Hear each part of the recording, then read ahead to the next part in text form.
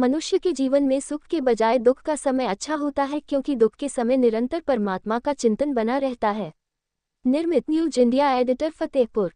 विनीत कुमार पांडे, फतेहपुर। इंसान के जीवन में सुख के बजाय दुख अच्छा होता है क्योंकि दुख के समय निरंतर भगवान का चिंतन बना रहता है। जीव रूपी इंसान को जीवन का परम लाभ अंत में ईश्वर के स्मरण से ही मिलता है। उक्त उद्गार गांव बमत्रा में पूर्व शिक्षक विधायक लवकुश कुमार मिश्रा के आवास पर चल रही ज्ञान व भक्तमयी श्रीमद् भागवत कथा पुराण में सच्चा बाबा आश्रम प्रयागराज से पधारे आचार्य राघव जी महाराज ने व्यक्त किए।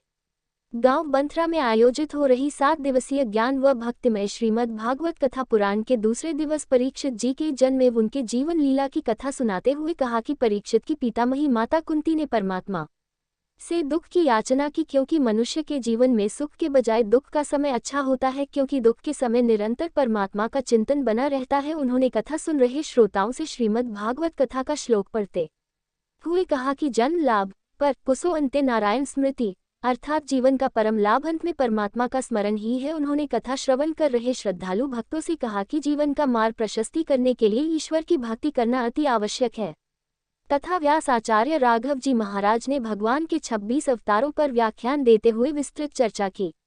महाराज जी ने कपिलोपाख्यान की कथाएं कहकर दूसरे दिवस की श्रीमद् भागवत कथा को विराम दिया। इस मौके पर मुख्य यजमान श्रीमती पुष्पा मिश्रा, लवकुश कुमार मिश्र, प्रमोद शुक्ला, राम प्रकाश पांडेय, राजेंद्र दीक्षित, कृष्ण कुमार मिश्रा, नरेंद्र नाथ मिश्र, दिवाकर प्रसाद दीक्षित, सत्य कुमार पांडेय, कृष्ण नारायण शुक्ला, अखिलेश दीक्षित, कृष्णकांत अवस्थी, प्रदीप कुमार द्विवेदी उर्फ भुवन दुबे, योगेंद्र दीक्षित, दिनेश मिश्रा, वीरेंद्र नाथ मिश्रा, श्री नारायण पांडेय आदि सहित बड़ी संख्या में श्रद्धालु भक्त मौजूद रहे।